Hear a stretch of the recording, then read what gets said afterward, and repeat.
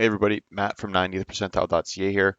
For access to more study notes, practice questions, mock exams, and end of chapter question videos, visit 90th percentile.ca and sign up for your free trial today. Link below in the description. All right, working our way down the balance sheet now. We're talking about non-current and long-term liabilities. Key two topics here. One, we're going to be talking about bonds and leases. We'll be running some present value calcs, which we're all familiar with now, but we'll just do a quick review on that. From there, we're going to be talking about the effective interest method and how this method is used to calculate interest payments and amortization of bonds and leases throughout the term of the bond or the lease. We'll also be talking about bonds issued at a discount or premium and how to account for this on the balance sheet. And we'll also describe the difference between finance and operating leases, which the accounting is once again pretty similar to that of bonds. But it's a little bit different on the asset side. We'll go over it in detail to make sure it's fully understood. And one thing to note also is that there's slight differences between IFRS and GAAP when dealing with leases. But once again, we'll go over that in more detail. And then towards the very end, we're gonna touch on the accounting for pension plans. We'll do a quick overview on defined benefit DB versus DC or defined contribution plans, and how the accounting for defined benefit plans is done on the balance sheet. So let's just jump right in. At the time of issue of 4.5% coupon bonds, the effective interest rate was 5%. The bonds were most likely issued at par, discount, or premium. Well, it's not going to be par because the interest rate offered on the bonds is different than the effective interest rate in the market. So the way I think of this is if your bond is offering 4.5% versus a 5% rate in the market right now, your bond is going to be worth less, right? Because you're offering a lower interest rate than what investors can currently get elsewhere. And due to this, your bond is going to be offered at a discount. So the answer is B. Let's kind of elaborate on this a bit further. Let's say that the bond was, 1,000 face value.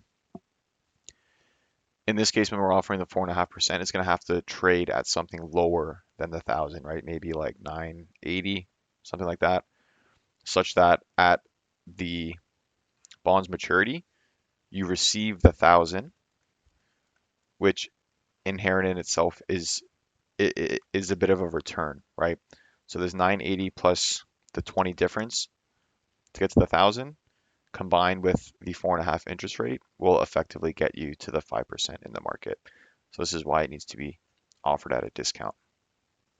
Company issues $1 million face value of 10-year bonds on January 1st, 2015, when the market interest rate for bonds of comparable risk and terms is 5%. So the market rate is 5%, but they're offering 6% coupon. So given that the rate offered on the bonds is greater than the market, this bond is going to trade at a premium. So just from looking at the answers, you wouldn't even have to run a calculation here, because this answer C is the only one that's trading at a premium relative to these two answers, because the value is greater than the face value. If you wanted, we could show this as well, though, where we have the typical kind of steps that we followed in the time value of money module. We could enter this on a calculator. So we have 10-year bonds, so N is 10, I/Y interest rate is 5%. So this is a bit different, right? So the rate is 5% in the market, because this is essentially what investors can reinvest at, versus the payment is calculated off the 6%. So the payment is the 60,000. So that's just something to be wary of. And then we have future value of $1 million. And we got to calculate the present value. So we hit compute. And if we do that, we get the exact answer that we just circled, $1,077,217. On January 1st, 2010, this company issues $1 million face value 5-year bonds with annual interest payments of $55,000. So that's 5.5% coupon to be paid at the end of each year. The market interest rate is 6%.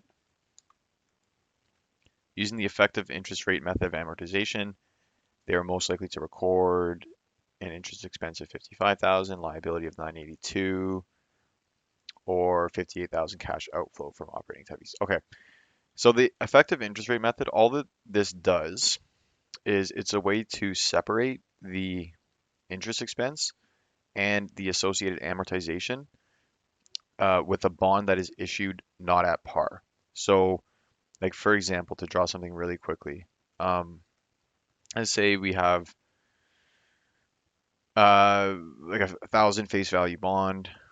This is time is 0, and it's offered at a discount such that currently, the price is 980. But in 5 years, it matures in 5 years, we're going to get the face value back. So over time, the value of this bond is going to slowly increase to the 1,000. So this is like a, amortization of a discount. On the flip side, if it was like at a premium, like 1,100, you would amortize the premium such that your liability decreases over time to the 1,000. So what the effective interest rate method does is it takes the present value, the current value of the bond, and multiplies it by the market rate at the time of issuance. And then the interest expense that you get from this is going to be composed of two things. One is the actual interest. Let's rephrase that. This is the cash outflow from the coupon payment. So in this case, the 55,000. And then two, the difference between this. Let's actually make this 2. This will be 3. This will be 2. So the difference between the actual cash coupon payment and this value that you calculate here using the market rate at the time of issuance, the difference between 1 and 2 is either an amortization of your discount or premium. And then this is reflected, this amortization is reflected on your balance sheet. So using this example here, just remove this. Okay. Using this example here, we're going to calculate, first, what we need to calculate is the present value of the bond, right?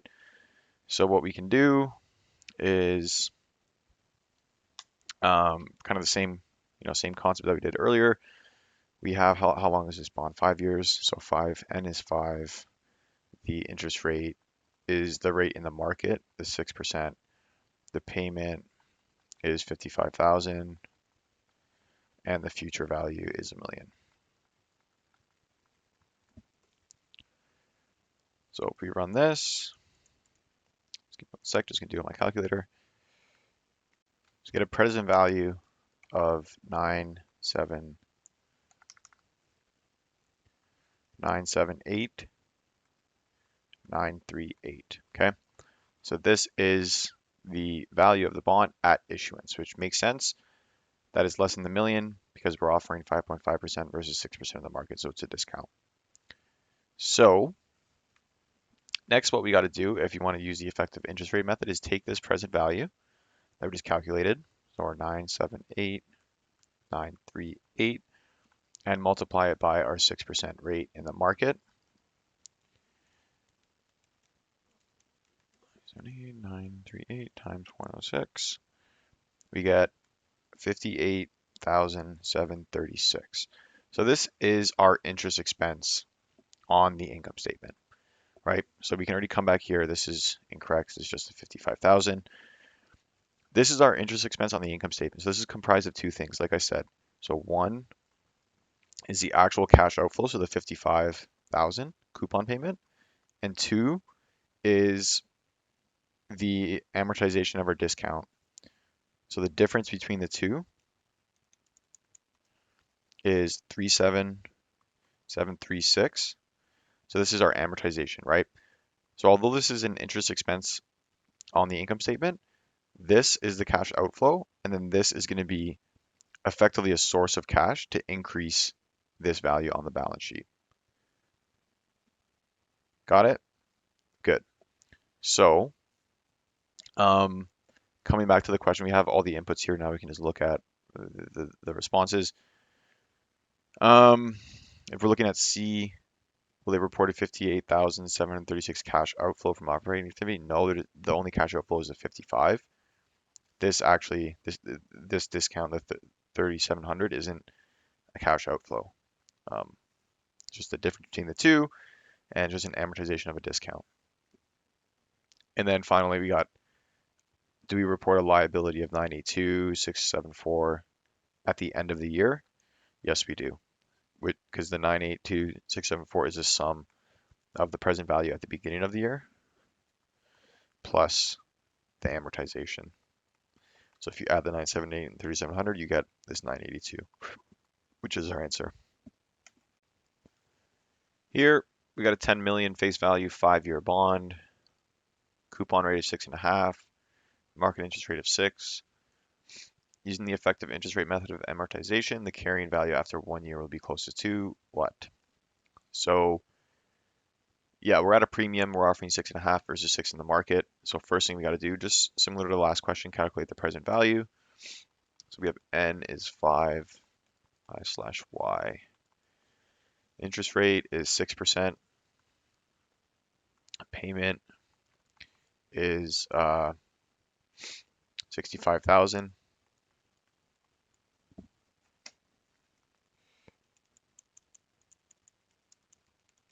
Sorry, 650,000. And our future value is the 10 million. So doing that, we can compute our present value.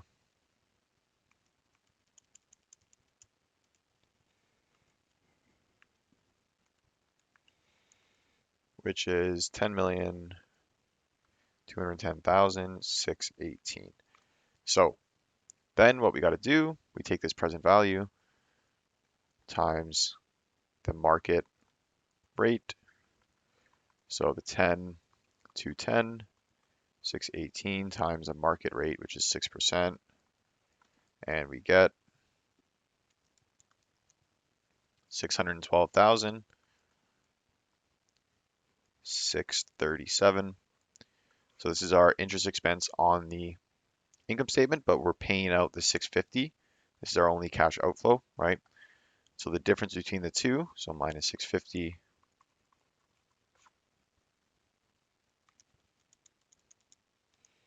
is 37,362. And this is going to be used to increase our value from the original present value, right? Because sorry, my apologies. We're at a premium.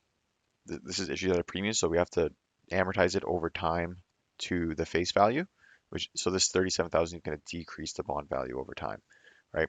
So if you take the 10, 210, 618 minus 37,362, and we get a value of 10.17 million. So our answer is A.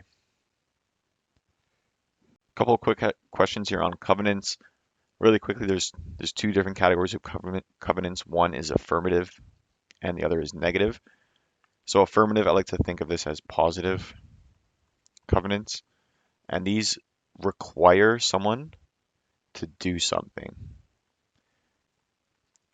So it requires action, while the negative covenants restrict you from doing something. So like an example of an affirmative covenant would be that you have to maintain certain like interest coverage ratios. We could do EBITDA over interest. This is a really common one that you see on affirmative debt covenants. They have to maintain a certain ratio, so maintain like EBITDA to interest of like greater than 3% or 3.0x. Whereas a negative covenant, like I said, restricts you from doing something. So it might like, say you can't pay dividends to over some certain amount. You can't use the proceeds of this bond for something. So stuff of that nature. Affirmative makes you do something, negative restricts you from doing something. So if we look at the questions here, which of the following is an example of an affirmative debt covenant? The borrow it borrower is prohibited from entering into mergers. No, this is negative. Prevented. You can just tell by the wording, right? This is negative as well. And C, required to perform regular maintenance on equipment, pledges, collateral. Yes, that's our answer. And then next one, debt covenants are least likely to place restrictions on the issuer's ability to pay dividends. Nope, that's common. Issue additional debt. Nope, that's common as well. Both of these, like the rationale is that they reduce the cash flow available to the bondholders, and it might impact company's ability to service its debt. And they're least likely to place restrictions on issuing additional equity. Yes, this would be a source of cash actually, so it would benefit bondholders. And like issuing additional equity will of course dilute existing equity holders, but the bondholders don't care about that, right? They're just the debt holders. They don't have an economic interest in the company. Um, I guess like a unique example would be a convertible debt obligation where the bondholder has the potential to convert into equity if they wanted to. So then you might see something with restrictions on issuing additional equity, but it's kind of a one-off case. Okay, finance leases and operating leases. So there's been some this is a quick side note, but there's been some accounting standards updates over the last couple of years. A big one was IFRS 16, which basically changed the accounting for operating and finance leases under IFRS. Previously, like you don't need to know this, but previously operating expenses were just expensed on the income statement, and there was no like balance sheet accounts associated with them. So this incentivized companies to just classify all of their leases as operating leases, and then they would have less debt on their books effectively. Um, it got to a point in the industry where people, even before IFRS 16 was implemented, they realized like, okay, these operating leases are technically could be considered debt. Um, so analysts were making a lot of adjustments even without this standard, where they effectively just like converted operating leases to the accounting of finance leases, which reflects asset and liability accounts on the balance sheet. We'll get into it in a second. That was just a quick tangent. Before we get into the accounting for finance and operating leases, for to be classified as a finance lease, the underlying contract has to, or like the asset relationship or the contract of the lease has to meet just one of these criteria. So the first one is that the lease effectively transfers ownership of the asset to the person leasing it.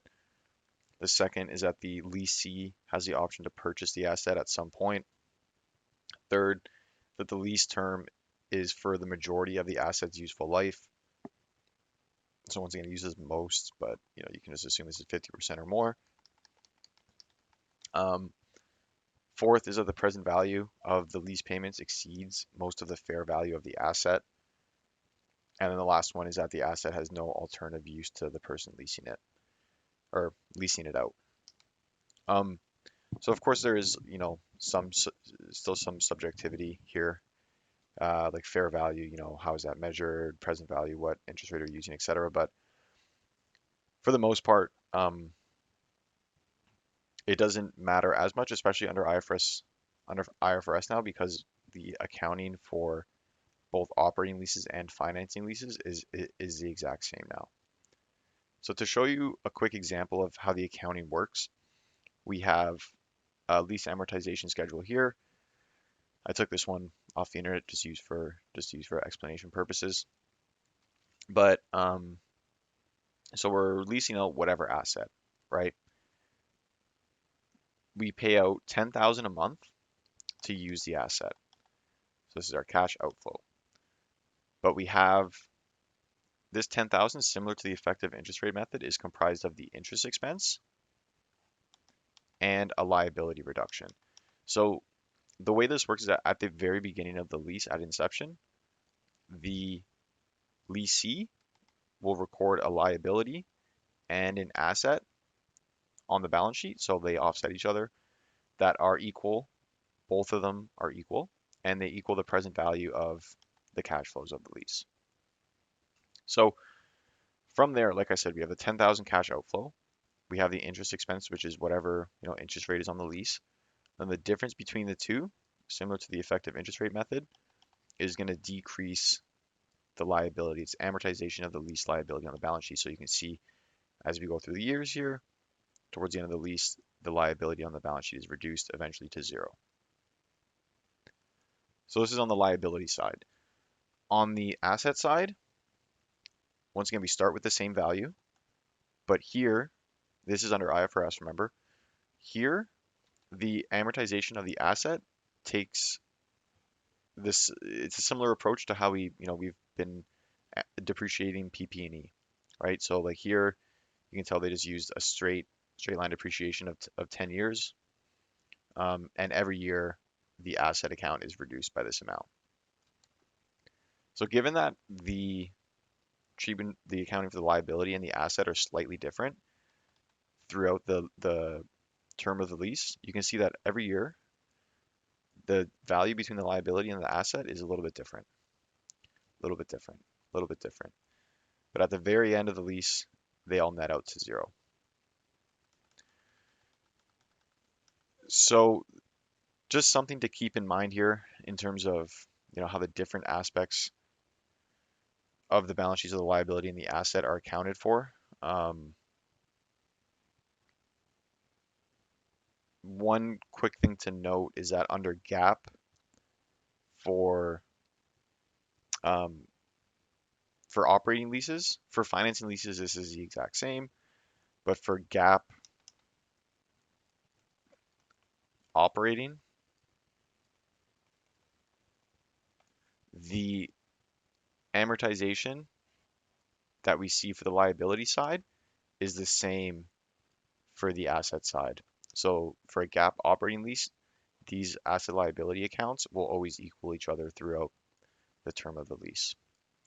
And once again, the classification of an operating lease is something that doesn't meet these criteria down here.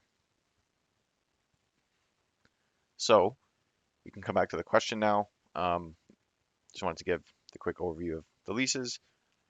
So beginning with fiscal year 2019, so this is when IFRS 16 was implemented. For leases with a longer term than 1 year, the leasee reports a right to use as asset and a lease liability on the balance sheet. Only for finance leases, only for operating leases. No, it's for both. It used to be only for finance, but now it's for both. The company enters into a finance lease agreement to acquire the use of an asset for 3 years with lease payments of 19 million starting next year. The leased asset has a fair market value of 49 million, and the present value of the lease payments is 47,250,188.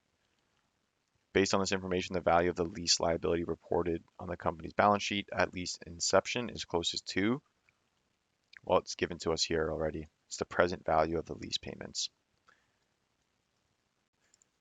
A couple questions here now on pension obligations. So a lot of what we're doing in this section is accounting for the accounting of defined benefit or DB pensions, which are less common in today's day and age versus your DC pensions, defined contribution pensions that me and you likely have. So key difference between these two is defined contribution pensions. The employee takes the investment risk. So, you might contribute like 3% of your salary or something to your pension plan, and then your company might match that or, double it or something like that. But at the end of the day, the money in your pension account is you invest it, you make the decisions, and you assume the risk. So if the markets tank, your pension is going to be affected, right? Versus for defined benefit, these have been aged out. Maybe like, I don't know, 20, 30 years ago, these were more common. But and the reason why they've been phased out is because here the employer takes the risk. So the employer, you contribute the money to your pension account, and your employer, based on like your years of service, your salary, all that, will commit to paying you a certain amount every month when you retire. And they're committing to it, so it's a liability on their books. So it's an obligation that they must meet. Um, the reason this has been phased out, well, you can kind of tell, right? Because the employers are taking the risk. There's been, historically, there's been some pretty notable companies that have gone bankrupt because their, their pension plans, they just couldn't meet their obligations under a defined benefit. I'm pretty sure Sears was one of them that went bankrupt. It wasn't entirely due to their pension, I don't believe, but the pension was a good part of it. They couldn't meet the obligations. A lot of people's pensions got wiped out, and it just wasn't good for the company overall. So now you're going to see defined contribution plans being way more popular. Some like government workers probably have defined benefit, but not many like private sector companies have defined benefit plans anymore. Very few anyway. But anyway, so we're focusing mainly on the accounting for defined benefit pensions in this module because for DC, like companies really just have their cash outflow that they contribute alongside their employee, and that's their only obligation. They don't have any liabilities on the books, anything like that. But here in defined benefit, they take all the employee's money, they pool it, and then they invest it, right? And then from there, they're going to have two things on their balance sheet. Um, One is an asset, and then the other is a liability. So the asset would be the funds or the investments that they have, and then the liability is calculated based on use some actuarial and stats people to figure out you know um, how many years the employees have been working there, their salary at retirement, like how long they're expected to live, et cetera, et cetera, et cetera. And they make a bunch of assumptions to come up with the present value of their liability. But at the end of the day, the assets that they have versus their calculated obligation or their liabilities is netted out on the balance sheet. So if they have a surplus of assets, then they're going to report a net asset. If they have more obligations, forecasted obligations than assets, then they have a net liability. So coming from there, we can look at this question. Following information is associated with a company that offers its employees a defined benefit plan. We have the fair value of the fund's assets, 1.5 billion, estimated pension obligations, 2.6 billion, but the present value of the estimated pension obligations is 1.2 billion. So this is just the 1.2 is the present value of this. And based on this information, the company's balance sheet will present a net pension, once again, because they're netted out. It's going to be an asset of 300 million because they have 1.5 billion in assets, which is greater than the 1.2 billion present value. Once again, present value is very important. That's the present value of the obligations. So it's greater than the 1.2 billion present value of the pension obligations. And this is usually, quick side note, it's usually present value using like um, government debt or somewhat risk-free assets as the discount rate.